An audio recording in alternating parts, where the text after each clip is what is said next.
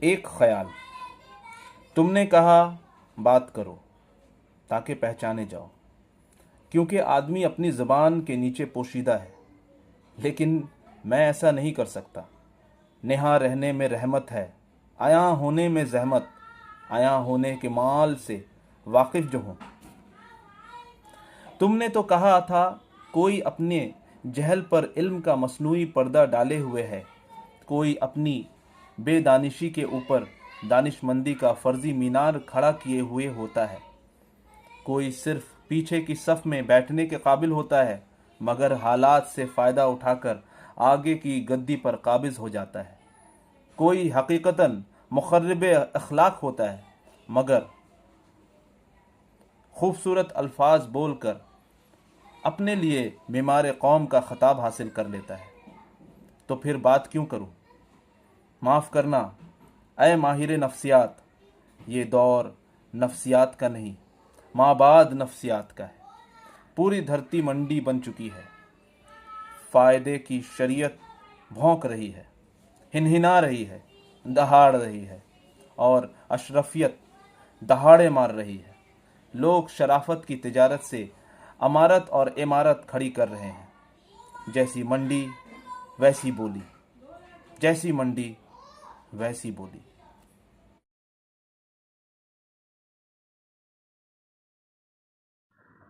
आदाब, नमस्कार।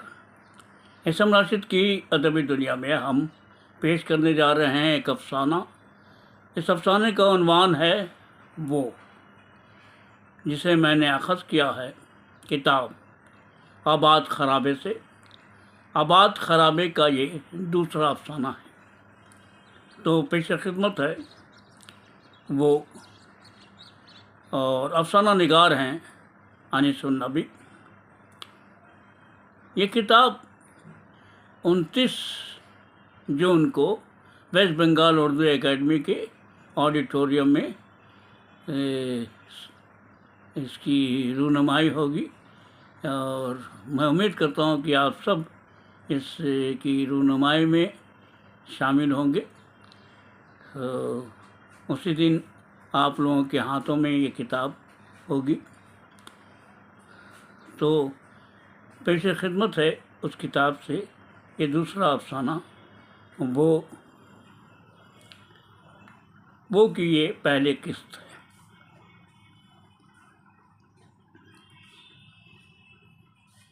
न वो किसी से नाराज़ होता, न दुखी, न कहीं आता जाता, न ही किसी से बातें करता। कोई उससे नफ़रत नहीं करता, लेकिन उसे पसंद भी नहीं करता। सब उसे देखकर कन्नी काट जाते। लोगों के इस रवैये से वो राहत महसूस करता, क्योंकि वह खुद भी यही चाहता। इसलिए अपनी बस्ती छोड़कर इस वादी में वो रहने लगा। यहाँ भी वो अपनी अनोखी शख्सियत की वजह से सब के जहनों में एक सवाल बन गया। लोगों को दूसरों के बारे में जानने की आदत सी हो गई है, आदत सी होती है, लेकिन उसके मुताल्लिक सारी कोशिशें बेकार हो चुकी थी। लोग सुल्तान पे दबाव डालते कि वो उसकी शख्सियत से पर्दा हटाए। गरचे वो सुल्तान का किराएदार है, लेकिन उसकी गहरी आँखें और दबी संजीदगी के हिसार को फलांगना सुल्तान के लिए आसान नहीं। ब्रोकर के ज़रिए जब वो किराएदार बनने आया था तो सुल्तान को बड़ी हैरत हुई थी। उसके पास न किसी की सिफारिश थी, न ही अपने बारे में कुछ बताना चाह रहा था। उसने किराए के अलावा एडवांस रकम की शर्त पूरी की थी। छोटा सा ये फ्लैट 1 साल से खाली पड़ा था। जितनी रकम का उम्मीदवार था सुल्तान। पहाड़ के लोग वो रकम देने से कासिर थे। मकान में दाखिल होने से पहले उसने पूरी रकम उसके हाथ पर रखते हुए शर्त नुमा एक इजाज़त मांगी कि वो मकान में लोहे के दरवाजे और खिड़कियां लगवाएगा। सुल्तान ने पूछा क्यों? उसने कहा करंट लगवाऊंगा ताकि कोई मुझे डिस्टर्ब ना करे। यहाँ कोई किसी को डिस्टर्ब नहीं करता, करता है, हर जगह करता है। उसका लहजा फैसला कुन था। देखिए, बहस मुझे पसंद नहीं। मकान आपका है, शर्त मंजूर हो तो अंदर दाखिल होता हूँ। रुपए की ज़रूरत थी उसे, गुस्सा पीने पर मजबूर था। ज़रूरत अगर ना होती तो जी भर के हुज्जत करता, लेकिन सारा मामला सिचुएशन का था। सुल्तान ने हामी भर ली और किराए की रसीद लिखने के लिए नाम पूछा तो उसने कहा नाम लिखना ज़रूरी है? जाहिर बात है, कुछ तो नाम होगा ना आपका। चंद लम्हों के तवक्कुफ के बाद उसने कहा लिखे कबीर। सुल्तान ने कबीर लिखा, फिर पूछा कोई टाइटल या सरनेम? फैसला कुन नजीम उसने कहा सिर्फ कबीर। सुल्तान खामोश हो गया। वैसे वो बहस के जीतने का आदी था, लेकिन उसकी गहरी आंखों की सरदारी से मगलूब हो गया। उसके चेहरे पे नामरोजा अखलाक था, मसनूई मुस्कुराहट और न ही किसी तरह की मामला फहमी। पुरस्रार और पुरकशिश तन्हाई थी उसके वजूद पे। कबीर ने मकान का सरसरी जायज़ा लेकर कहा कलह करवाने की ज़रूरत है।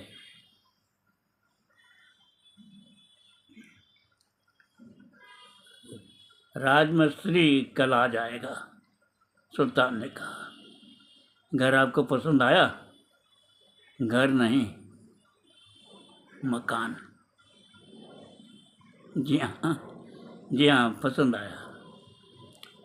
कुशादा है, रोशन है, खिड़की दरवाजे खुले हों तो दूर दूर तक सब्ज़ा जार पहाड़ी सिलसिलों की दिलफरेबी खाबीदा सी हैं।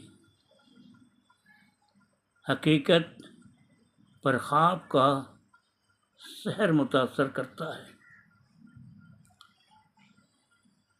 ये मकान वैसा ही है। सुल्तान के इसरार पर चाय नोशी के लिए वो राज़ी हो गया। दोनों बाबू राम की चाय दुकान पहुँचे। दुकान पे चाय पीने वालों की भीड़ थी। बाबू राम अधेड़ उम्र का आदमी था, सब से हंसते हुए बातें कर रहा था। कबीर ने समझा दुकान की भीड़ उसके अखलाकी बर्ताव की वजह से है। सुल्तान ने कहा 2 कप चाय देना। हाँ, हमारी वाली। समझ गया साहब, समझ गया। और उन साहब को और इन साहब को पहचान लो। बाबूराम हमारे अपने हैं। जब कभी चाय पीने आए हमारी वाली चाय देना, वो वाली नहीं। बाबूराम ने हाथ के इशारे से कबीर को सलाम किया। चाय वाकई लजीज है। पहाड़ी फजा में ऐसी चाय सारी थकन दूर कर देती है। कबीर ने कहा, आपकी वाली चाय तो कमाल है, लेकिन वो वाली चाय का राज क्या है? अरे साहब, बाबूराम अपनी चाय में अफीम डालता है। ये सिर्फ मैं जानता हूँ। कई बार समझाया कि पाप है। पाप कैसा? कबीर ने कहा, पूरी दुनिया अफीम के सुरूर में ऊँग रही है। माजी और मुस्तकबल से लाताल्लुक़ लोग झूमने, लड़खड़ाने और ऊँगने की लज्जत से सरशार रहना चाहते हैं।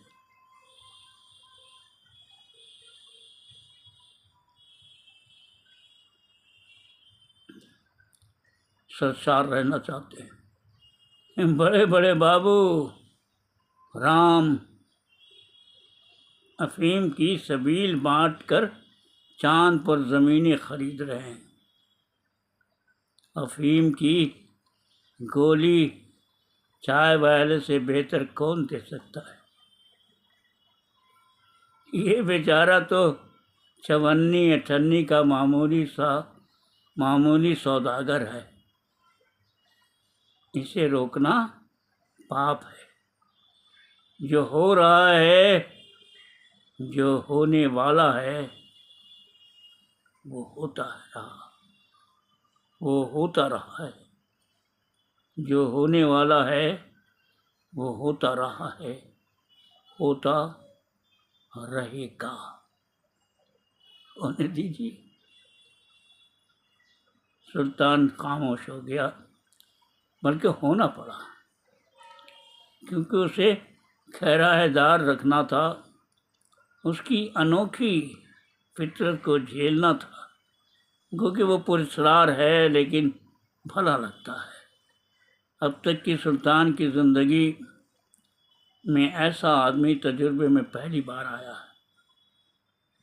सुल्तान घर पहुंचा, किराए की रकम रज़िया को देकर बिस्तर पर दराज हो गया।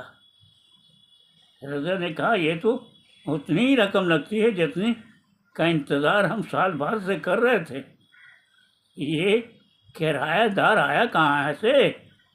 नहीं मालूम। कहाँ से आया, कौन है, पूरा नाम क्या है, करता क्या है, किस धर्म से ताल्लुक़ रखता है, कुछ भी नहीं मालूम। अरे वाह, ये भी कोई बात हुई? बीवी उलझ गई। तो फिर क्यों रखा उसे? थक गया हूँ यार, आराम करने दो। अरे वाह, 2 घंटे पहले ही तो चाय नाश्ता लेकर फ्रेश घर से निकले थे, अब बाहर जाकर मजदूरी कर रहे थे क्या? सुल्तान झुंझला गया। सुल्तान झुंझला गया। उफ उफ, दुनिया मुझसे परेशान होती है, लेकिन तुमने मुझे पका दिया। अरे तो क्या पहाड़ तोड़कर आ रहे हैं आप? थकन सिर्फ जिस्मानी नहीं होती मोहतरमा, तो बताएं ना, ऐसी भी क्या थकन के बोला नहीं जा रहा आपसे? सुल्तान लेटा हुआ था, उठ बैठा।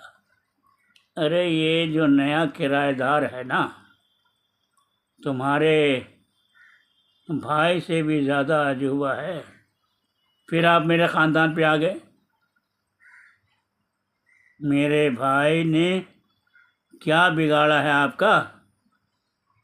अरे अकल से पैदल औरत, इंसानी नफ्सियात की बात कर रहा हूँ।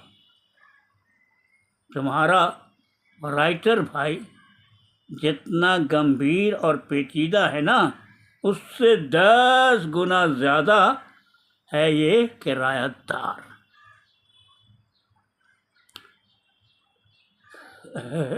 तुम्हारा भाई तो अपनी कहानी की तारीफ सुनकर पसर जाता है, लेकिन ये किराएदार एक मोहम्मद से कम नहीं।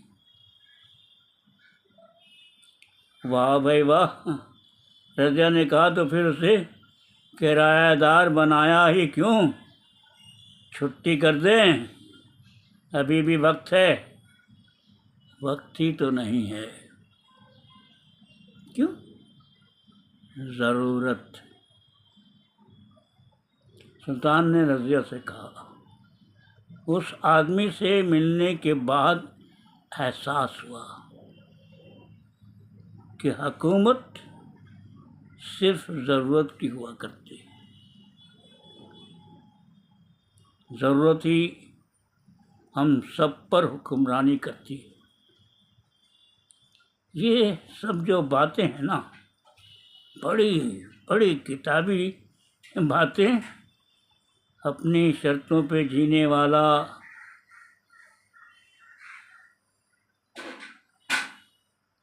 मैन ऑफ स्टाइल, सब बकवास, सब बकवास। आदमी सिर्फ हालात का ज़ायदा होता है। कबीर से मिलकर एक इस्लाह तो मेरी हो गई कि कोई उसूल, कोई फैसला हर्फ आखिर नहीं होता। सरदारी सिर्फ नज़रिए फौकियत की होती है। बस हालात, ख्यालात बदल देते हैं। बेगम,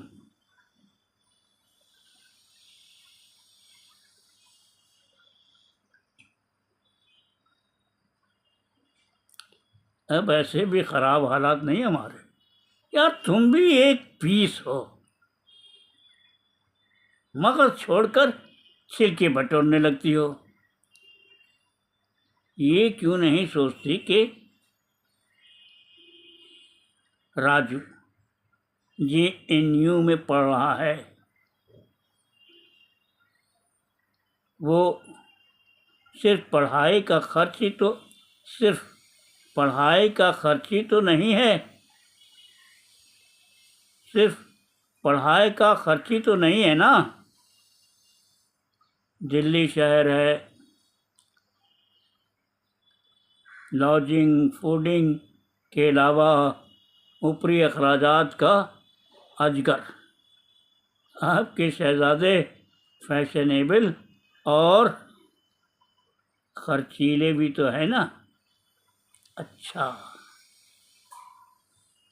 बुराई गिनवानी हो तो आपके शहजादे। अरे भाई, तुम्हें तो बस लड़ने का बहाना चाहिए। मैं बात कर रहा हूँ राजू के अखराजात की, जो हर महीने उसे चाहिए, और ये सारी ज़रूरतें इस अजूबा किराएदार की रकम से पूरी हो जाएगी। इसीलिए अब मैं समझ गया कि सारे फ़लसफ़े, सारे ज़नी अक़वाल ज़रूरत के झाड़ू से साफ़ हो जाते हैं। उसी वक्त सासी जुलूस की आवाज़ तेज़ होने लगी। रज़िया ने कहा, आइए आइए, बालकोनी से देखते हैं। वह अक्सर ऐसा ही करती है, मजमा देखकर चहकने लगती है। मुहर्रम का अखाड़ा हो या दुर्गा देवी का विसर्जन, सियासी जमातों की नोक झोंक हो या शादी ब्याह का नाचना गाना, झमकता, रज़िया बालकोनी का पूरा फ़ायदा उठाती है। बुलंद आवाज़ से रज़िया का बुलावा बढ़ रहा था। आइए आइए, देखिए कौन आया है। सुल्तान समझ गया कि जाना ही पड़ेगा, क्योंकि जब तक वो जाएगा नहीं रज़िया गले फाड़ती रहेगी। अरे कौन आया है, देखें देखें ना, लगता है कोई बड़ा लीडर है। सुल्तान बालकोनी पे आया, लीडर की जय जयकार हो रही थी। सुल्तान की नज़र कबीर पे पड़ी। तो दोस्तों, अभी आप इसे मुलाहिज़ा किया अरबी दुनिया में एक अफसाना सुन रहे थे। अफसाना का उन्वान है वो, और ये अफसाना के खालिक हैं जनाब अनीसुन नबी। आबाद खराबे से मैंने इसे अख़ज़ किया है। ये उसकी पहली किस्त है। मुझे उम्मीद है कि आपको पसंद आएगा। बहुत जल्द 2-3 दिन के अंदर ही मैं इसकी दूसरी किस्त आपके सामने पेश करूँगा। तब तक ऐसे मुलाहिज़ा किया अरबी दुनिया की इजाज़त दीजिए। अल्लाह हाफ़िज़।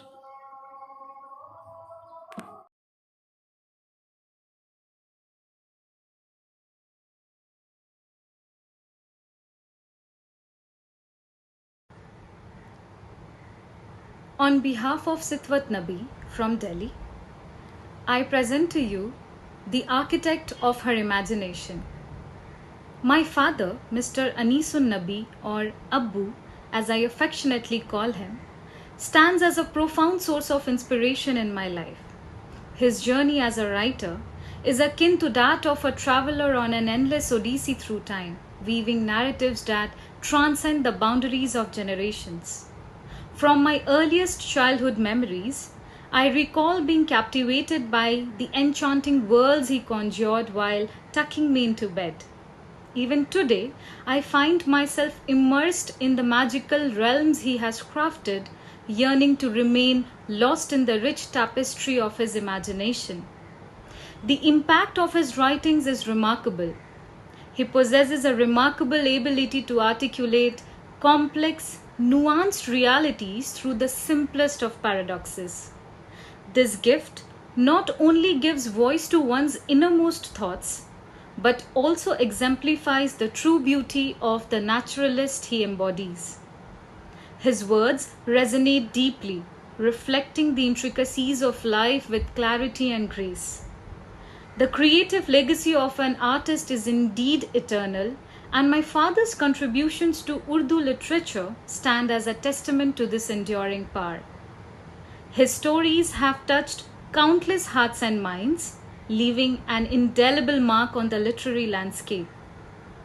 I extend my warmest congratulations to Abbu on the publication of his latest work, Abad Kharabe, a milestone that marks another chapter in his illustrious journey as a storyteller. Thank you.